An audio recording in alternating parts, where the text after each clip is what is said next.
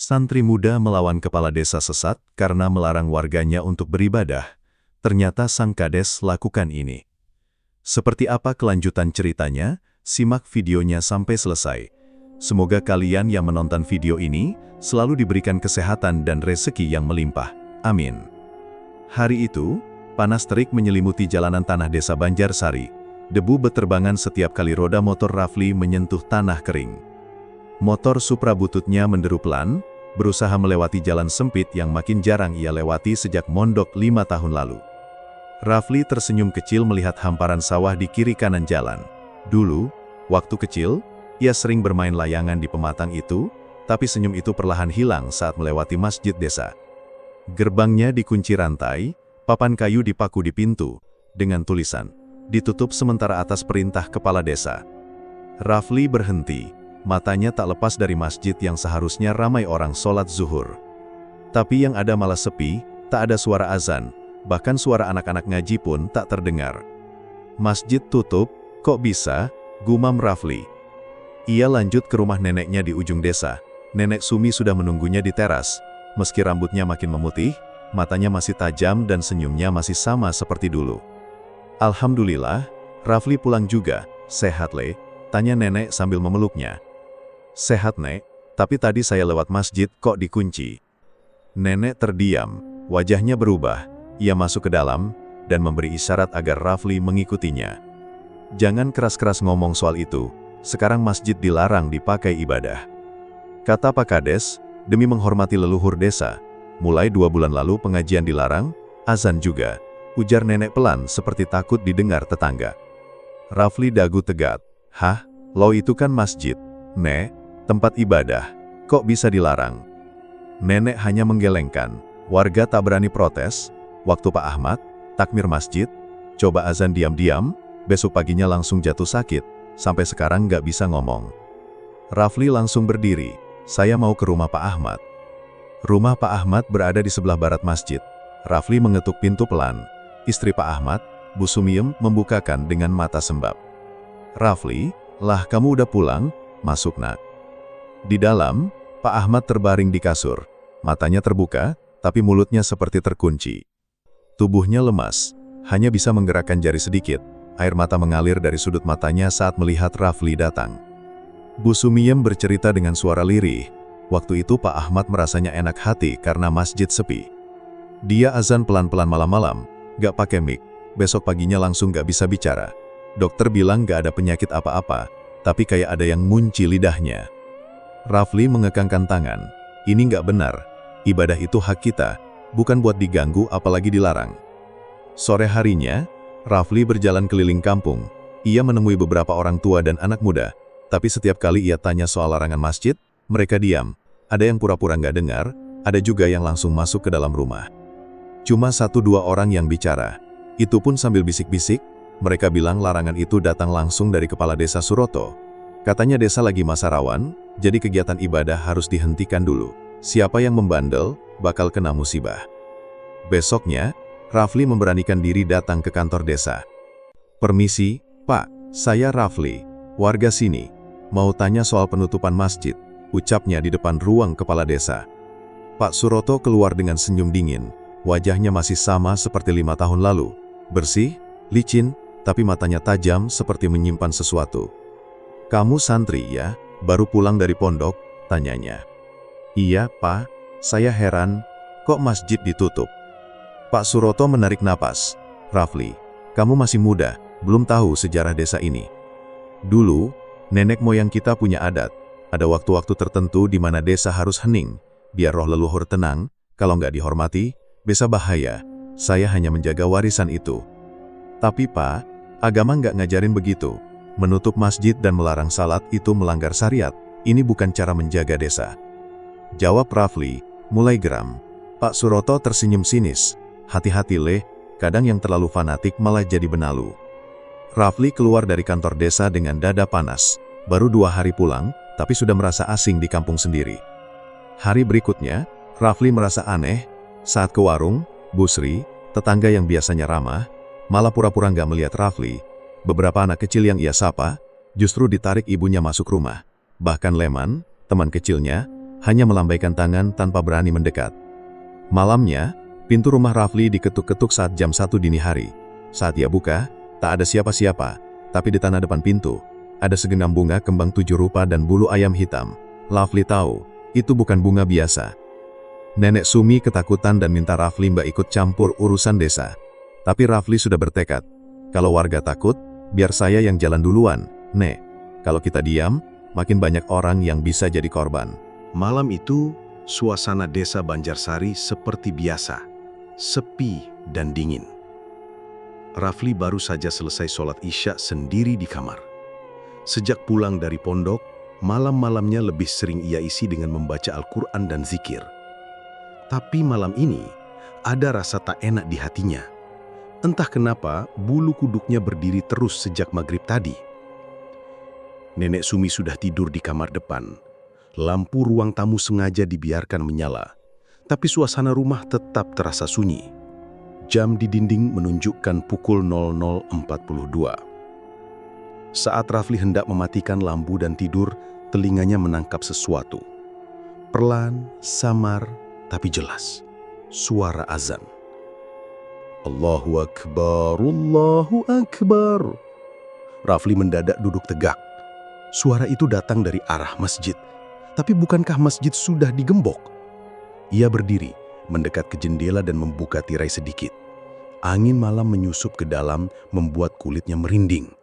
Suara azan masih terdengar, tapi bergetar dan pelan, seperti dari tenggorokan yang serak. Suaranya bukan seperti Pak Ahmad atau orang-orang biasa. Ada nada lirih, nyaris seperti bisikan.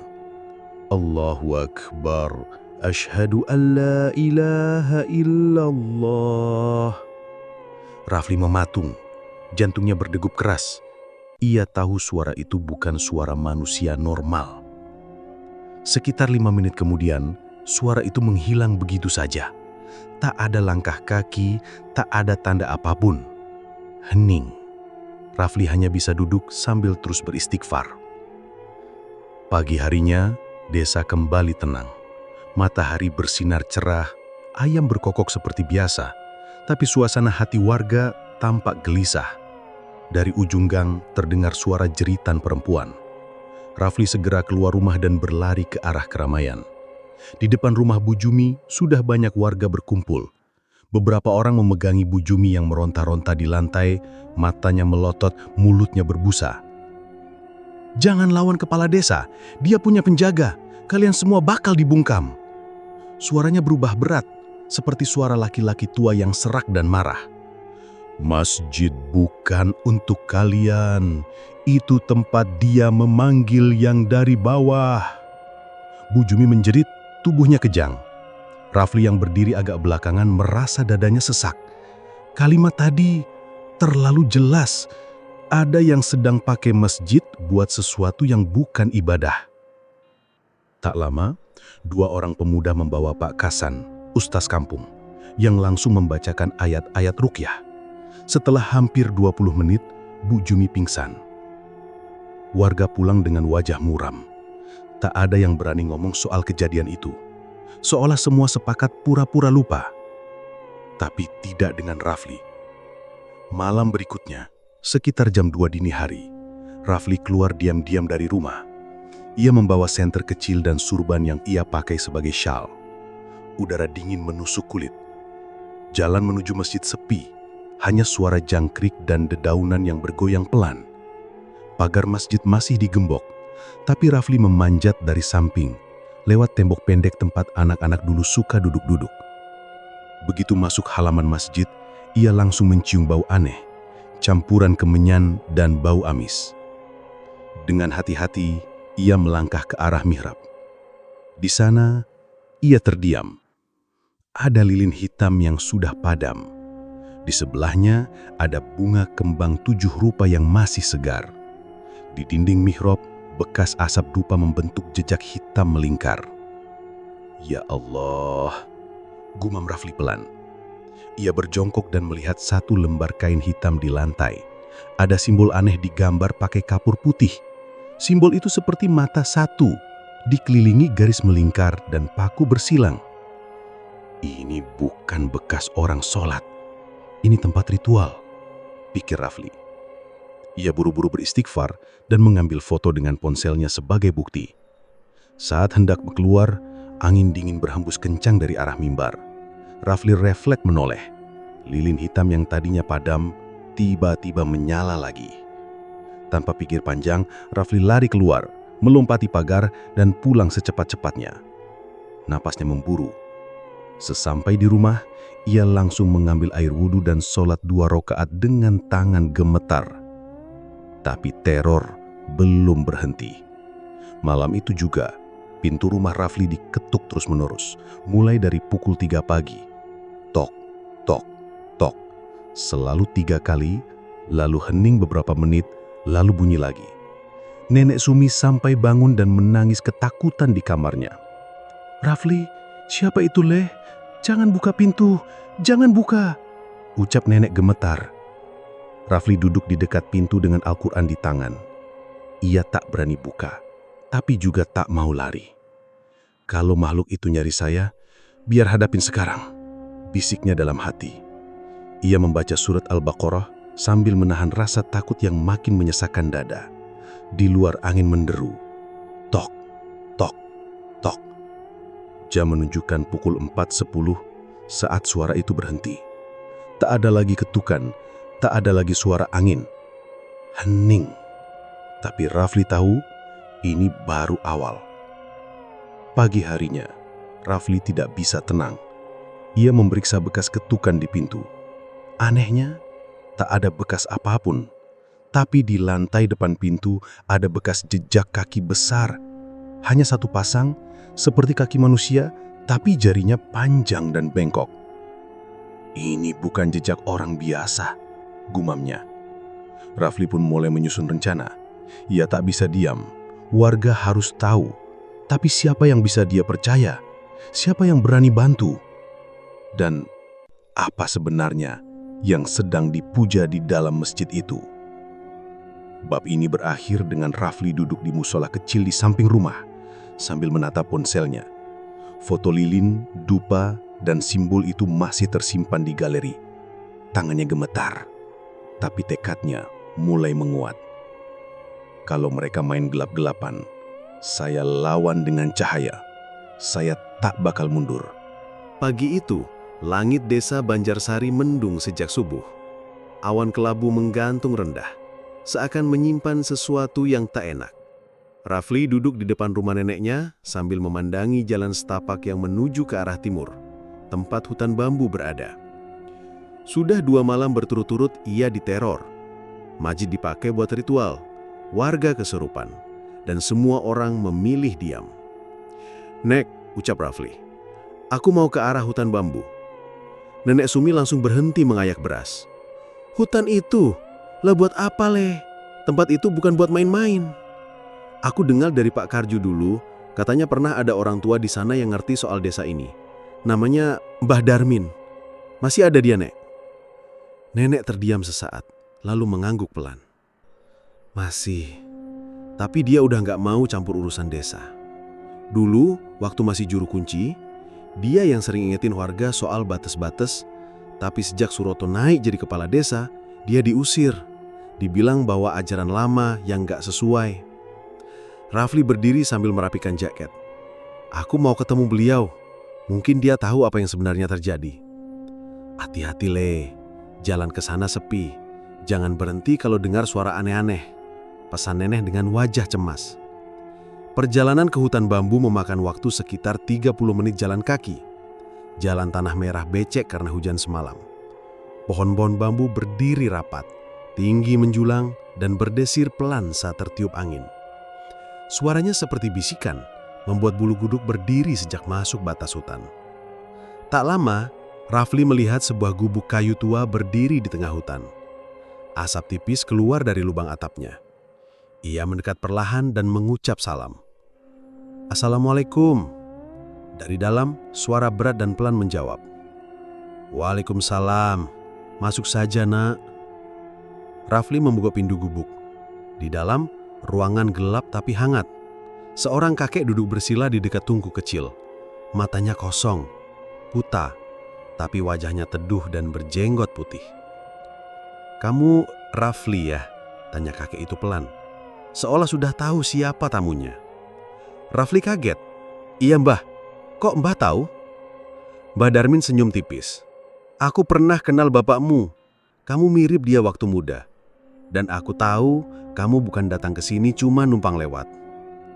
Rafli pun menceritakan semuanya. Masjid yang ditutup, warga yang takut, suara azan tengah malam, hingga benda-benda ritual yang ditemukan di dalam mihrab. Mbah Darmin mendengarkan dengan tenang, sesekali mengangguk, sesekali memejamkan mata. Akhirnya, ia menarik napas panjang. "Aku sudah menduga, Suroto bukan cuma melanggar adat, tapi juga melanggar batas dunia. Dulu, waktu dia baru menjabat, aku dengar dia bolak-balik ke Gunung Lumbung, naik motor sendirian malam-malam. Katanya cari wangsit, tapi ternyata dia lebih dari itu." Rafli menatap serius. "Mbah, sebenarnya dia nyembah apa?"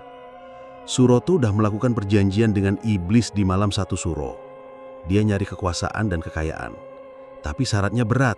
Semua bentuk ibadah di desa ini harus dihentikan. Iblis yang dia sembah butuh tempat kosong dari doa supaya bisa kuasai pikiran dan hati warga." Rafli tertekat.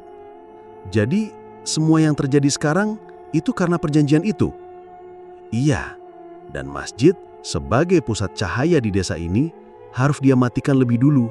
Makanya azan dilarang, pengajian dibubarkan. Kalau ada yang nekat, dihantam sama penjaganya." "Penjaga?" tanya Rafli. Mbah Darmin menunjuk sudut gubuk. "Setiap orang yang main perjanjian hitam pasti dikasih makhluk pengawal. Tapi bukan buat lindungi, malah buat ngawasin. Begitu kamu melanggar kontrak, makhluk itu akan makan kamu hidup-hidup." Setelah beberapa saat hening, Rafli akhirnya bertanya, "Mbah, apa bisa dihentikan semua ini?" Mbah Darmin mengangguk pelan. "Bisa, tapi butuh keberanian. Doa dan keyakinan itu senjatamu. Dan satu lagi, kamu harus temukan cermin iblis yang dipakai Suroto waktu bikin perjanjian. Itu pusat kekuatannya." Rafli menyimpan informasi itu dalam-dalam. Ia berpamitan.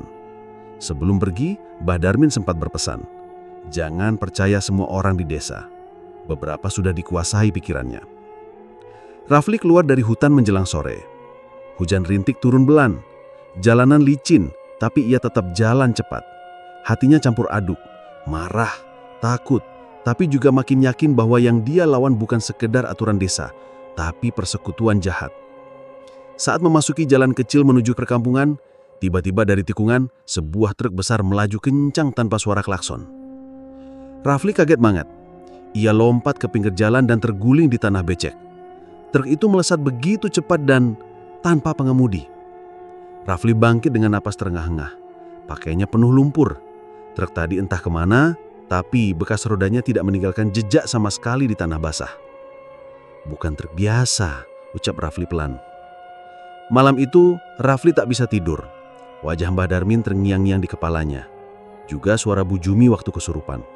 Ia tahu jalan yang ia pilih sekarang udah gak bisa mundur. Tapi, kalau bukan dia, siapa lagi? Di depan meja kayu kecil di kamarnya, Rafli membuka catatan dan mulai menulis semua yang ia tahu.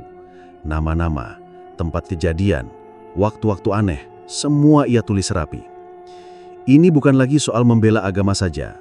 Ini soal menyelamatkan nyawa orang-orang yang dia sayang. Bab ini diakhiri dengan Rafli membuka lemari kecil di kamarnya, mengambil Al-Quran dan sebuah tasbih kayu pemberian ustaznya dulu. Ia duduk bersila, memejamkan mata, dan mulai membaca doa-doa pelindung. Di luar rumah, angin kembali bertiup pelan. Tapi kali ini, Rafli tidak gemetar. Ia sudah tahu siapa musuh yang sebenarnya. Dan ia tidak akan diam. Malam itu, Rafli duduk di teras rumah neneknya sambil menatap gelap pekat langit desa ngemplak. Angin malam berembus pelan, tapi ada rasa sesak di dadanya. Sejak kejadian di masjid dan pertemuannya dengan Mbah Darmin di hutan bambu, pikirannya nggak bisa tenang. Semua yang pernah dia pelajari di pesantren dulu seakan terbalik dengan kenyataan yang dia lihat di desa ini. Masjid yang dikunci, warga yang dicekam ketakutan, dan kepala desa yang ternyata menyimpan rahasia kelam. Rafli menyesap teh hangat buatan nenek. Ia tahu, diam bukan pilihan. Tapi melawan dengan otot juga bukan jalan yang dia bisa. Ia bukan tukang pukul, bukan orang sakti. Yang dia punya cuma ilmu dari pesantren dan keyakinan bahwa doa bukan sekadar kata-kata kosong. Keesokan harinya, Rafli menemui dua sahabat lamanya waktu kecil, Hasan dan Leman. Mereka sempat akrab sebelum Rafli mondok, dan sekarang keduanya kerja serabutan di desa. "Zikir, Rif?" tanya Hasan ragu waktu Rafli cerita niatnya. "Loh, yang kamu lawan ini bukan cuma setan, tapi juga manusia yang kerja sama setan. Bisa bahaya loh." "Aku tahu," jawab Rafli pelan. "Tapi kita nggak bisa terus diam. Kalau diam terus, desa ini makin lama makin gelap.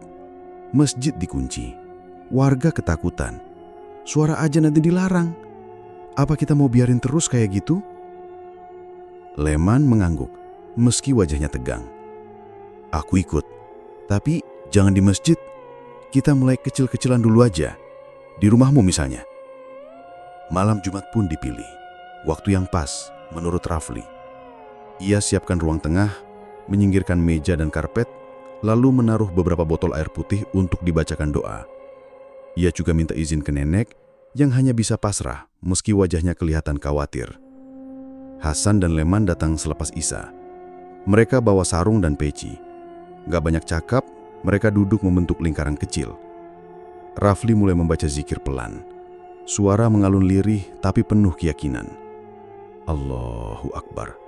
La ilaha illallah. Baru beberapa menit berjalan, tiba-tiba lampu padam. Suasana jadi gelap total. Angin kencang masuk lewat celah-celah jendela, meniup tirai dan membuat gelas-gelas bergetar. Leman berdiri setengah panik. "Raf, ini kenapa?" "Terus aja, zikir, jangan berhenti," jawab Rafli cepat. Tiba-tiba, terdengar suara seperti cakaran di tembok luar. Sesuatu menggesek-gesekkan kukunya ke dinding dengan kasar. Hasan menggigil. "Ada yang di luar, Raf. Sumpah, aku dengar." Belum sempat Rafli menjawab, suara tawa cekikikan perempuan terdengar dari belakang rumah. Suaranya panjang, tajam, seperti sengaja menantang mereka. Dan kemudian, dari kegelapan, muncul bayangan hitam setinggi hampir 2 meter. Sosok itu berdiri di pojok ruangan. Matanya merah menyala, tubuhnya bergetar, dan wajahnya seperti nggak punya wajah sama sekali. Cuma kulit legam kosong. Leman hampir kabur, tapi Rafli menahan tangannya. "Terusin zikirnya." Mereka bertiga kembali menguatkan diri. Suara zikir makin lantang. La ilaha illallah. La ilaha illallah. Bayangan itu maju perlahan. Tangannya terangkat seolah mau mencakar. Tapi tiap kali suara zikir menguat, tubuhnya goyah. Seperti asap yang disembur angin, sosok itu perlahan memudar. Satu persatu bagian tubuhnya lenyap, sampai akhirnya tinggal bayangan di lantai yang menyusut dan menghilang. Lampu tiba-tiba menyala kembali. Angin berhenti. Ruangan jadi tenang. Hasan dan Leman saling pandang, napas mereka masih ngos-ngosan. "Ini berhasil ya?" tanya Hasan pelan. Rafli hanya bisa mengangguk. Tubuhnya lemas, tapi hatinya penuh keyakinan. Mereka bertiga saling menatap. Tidak ada kata yang cukup untuk menggambarkan ketegangan tadi. Tapi satu hal jelas, doa punya kekuatan. Dan itu membuat mereka yakin untuk tidak menyerah. Besok paginya, Rafli bangun lebih pagi dari biasanya. Ia menyapu halaman depan rumah sambil berharap tak ada gangguan lagi. Tapi harapannya terlalu cepat. Sekitar jam 8 pagi, saat Rafli sedang menyiram tanaman, suara gaduh terdengar dari depan gang. Neneknya memanggil dari dalam rumah. "Rafli, lihat itu!" Rafli bergegas ke depan. Ia terkejut melihat tembok depan rumah penuh coretan.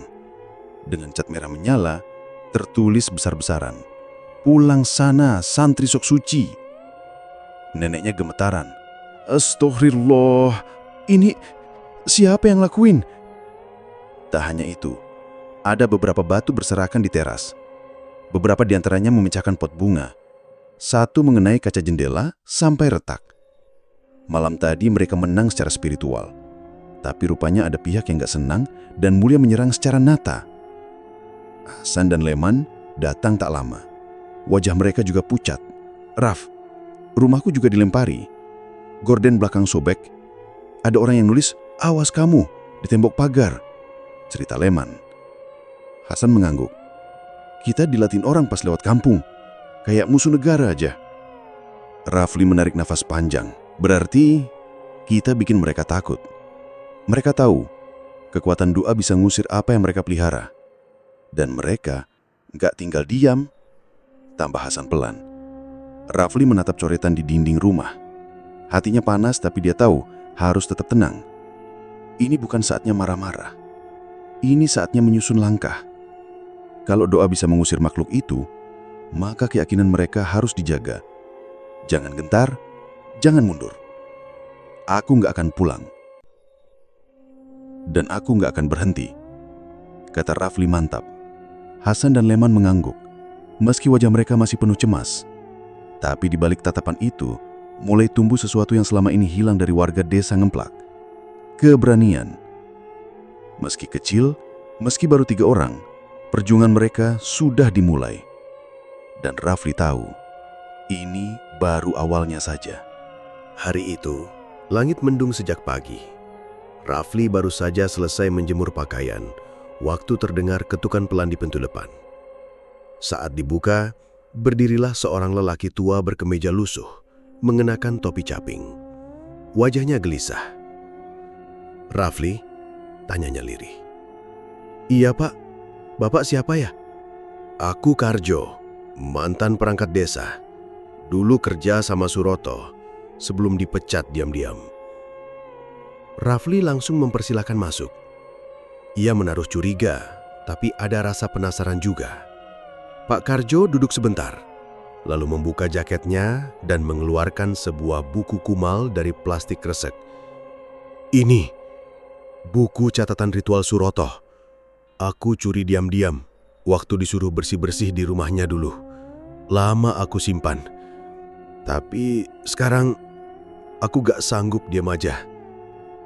Rafli membuka buku itu perlahan.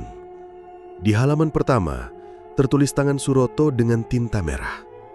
Ada jadwal aneh, tanggal-tanggal tertentu, nama-nama warga, bahkan simbol-simbol asing.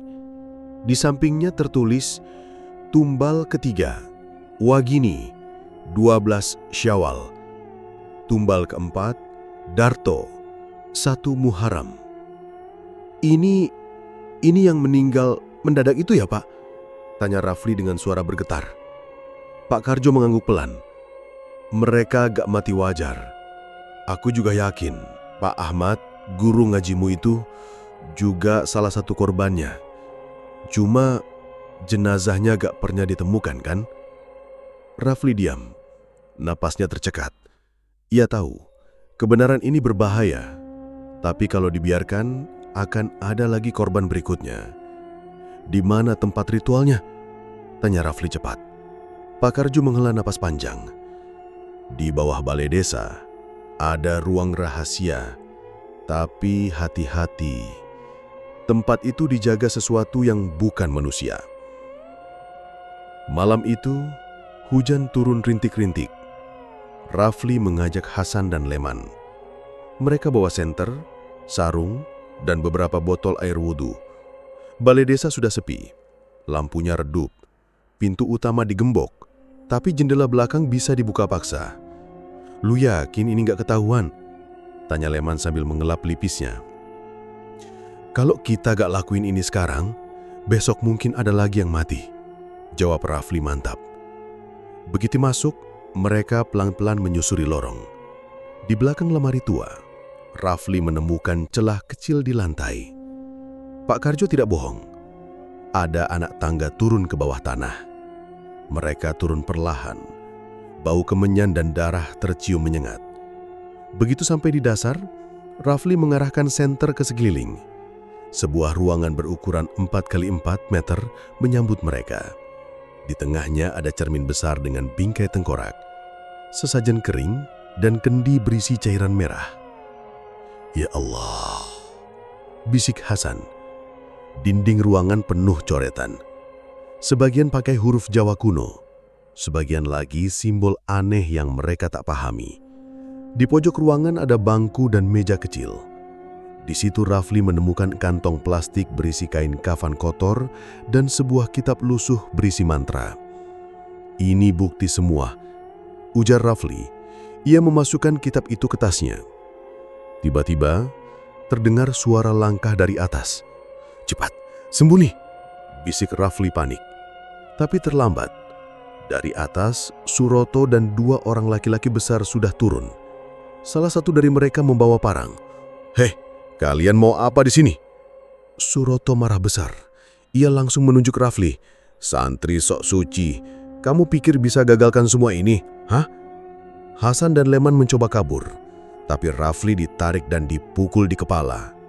Pandangannya kabur, lalu gelap.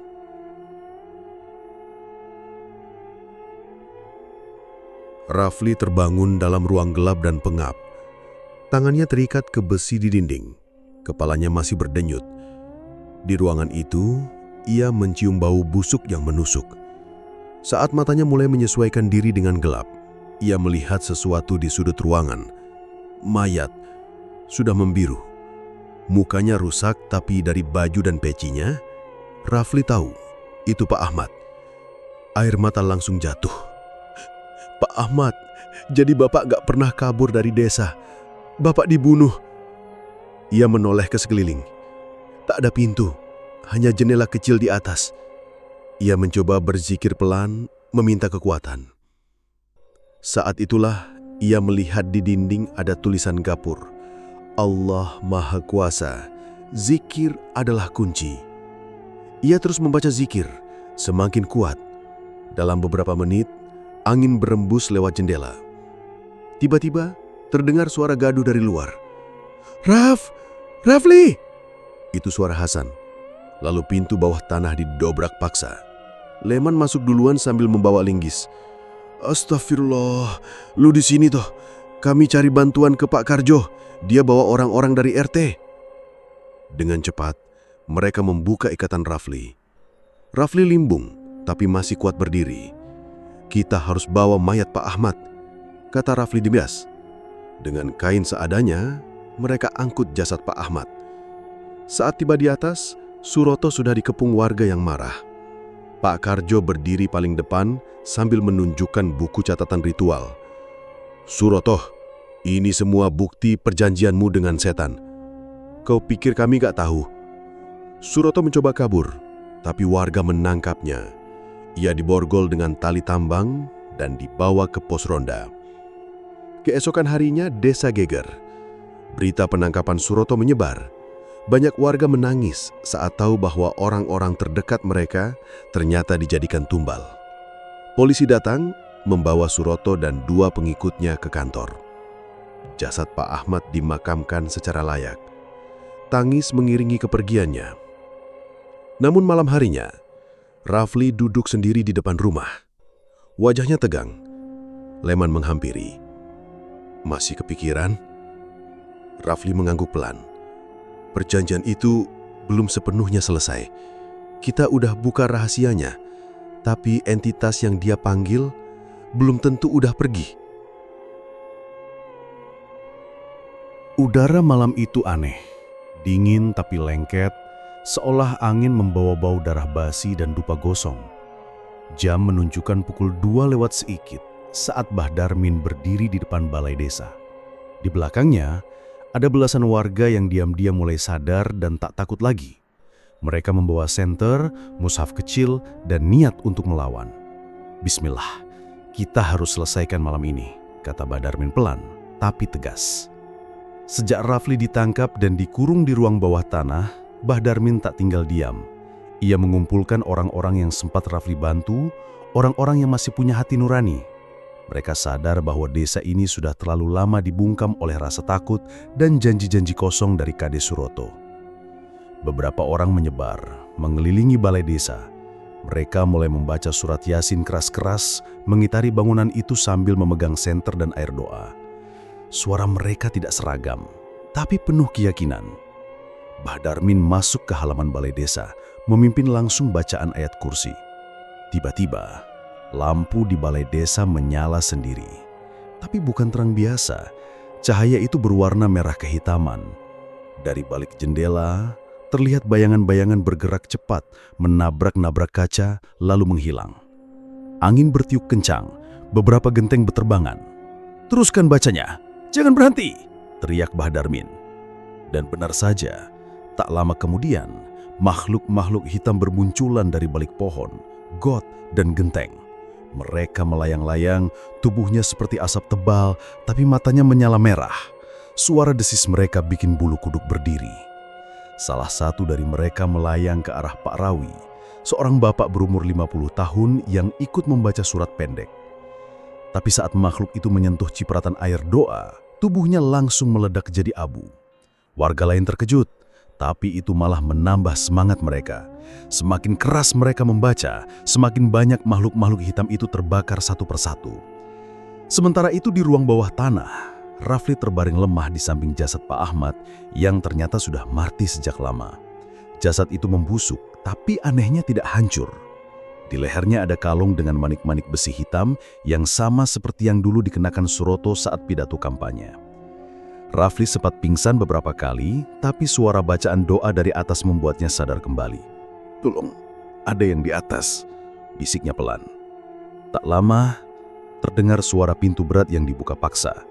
Lampu ruangan bawah tanah menyala. Sosok Suroto berdiri di ambang pintu, wajahnya gelap dan matanya merah seperti bukan manusia. Di tangannya, ia membawa cermin besar berbingkai besi. "Kamu pikir bisa hentikan semua ini?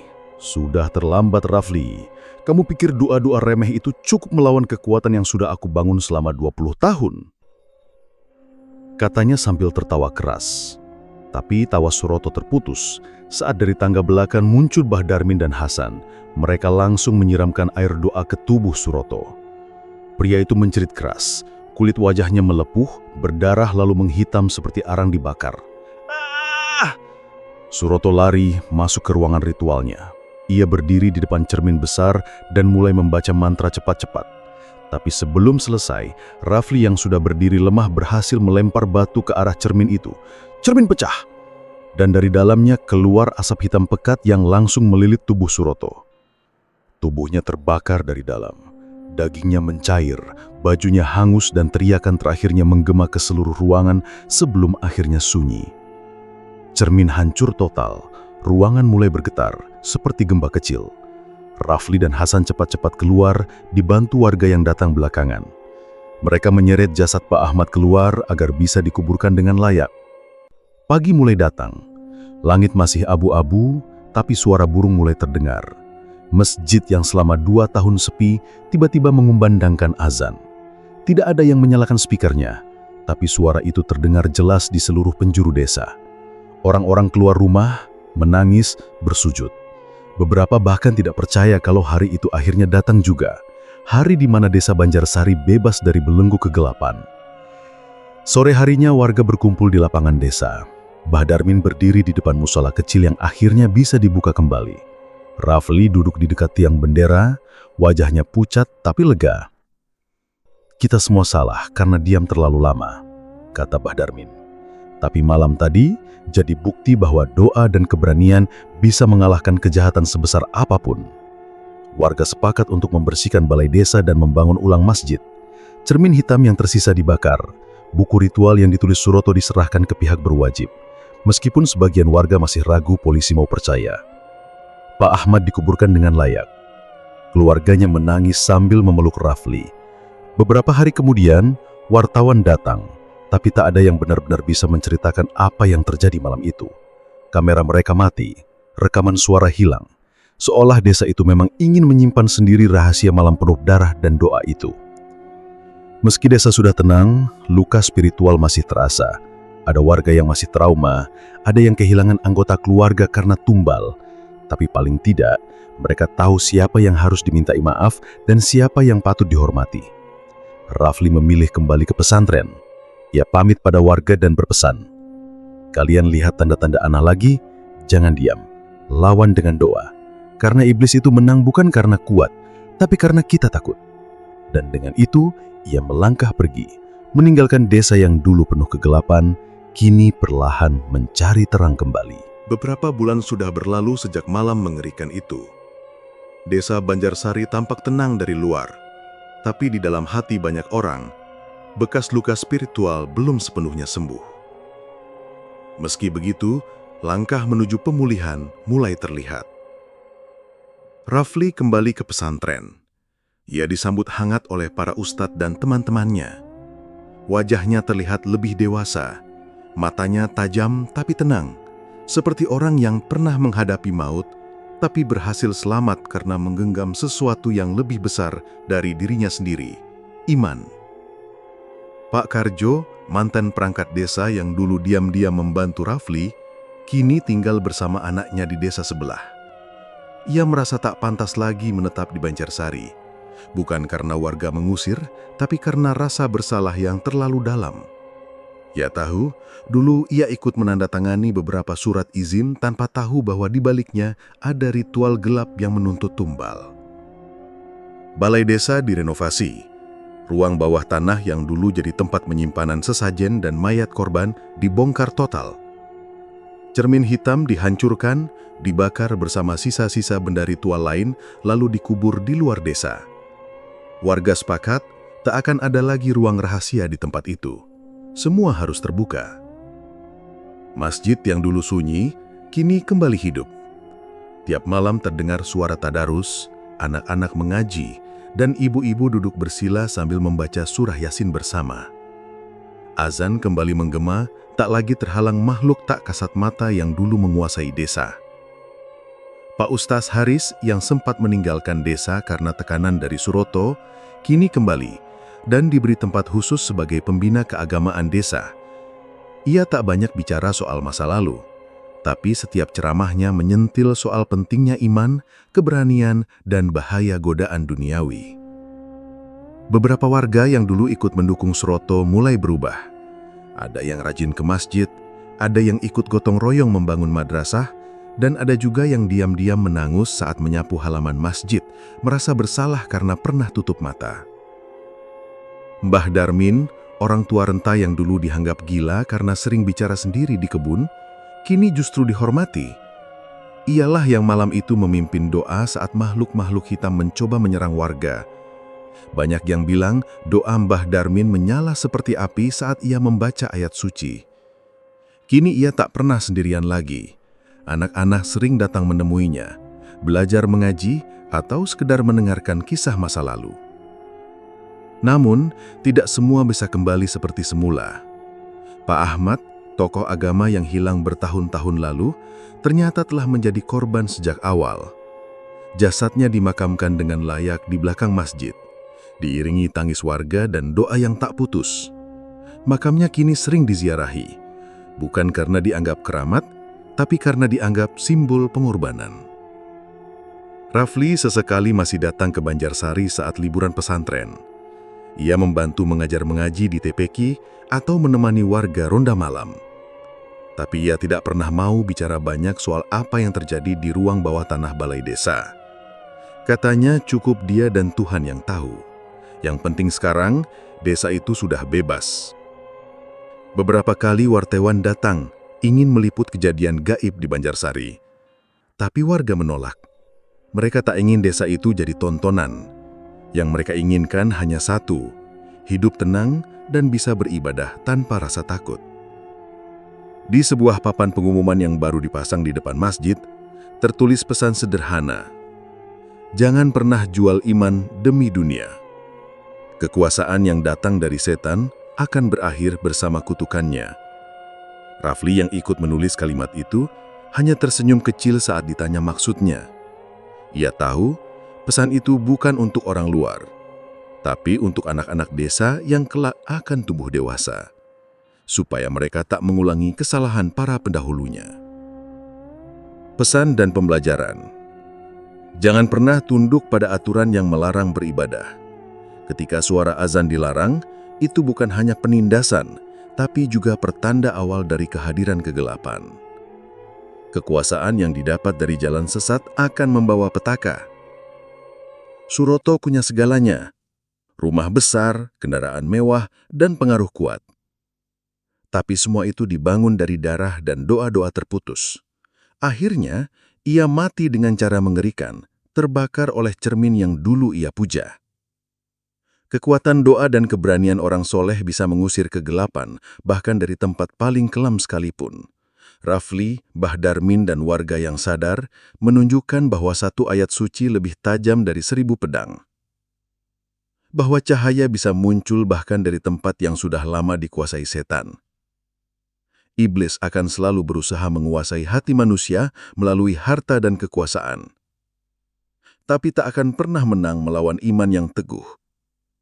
Godaan itu datang pelan-pelan lewat janji proyek, pembangunan, dana besar. Tapi semua itu menuntut harga mahal, nyawa dan jiwa. Kini, jika kau lewat di desa Banjarsari, mungkin tak akan ada yang aneh. Rumah-rumah berdiri tenang, anak-anak main bola di lapangan, suara ngaji terdengar dari surau kecil di pojok jalan.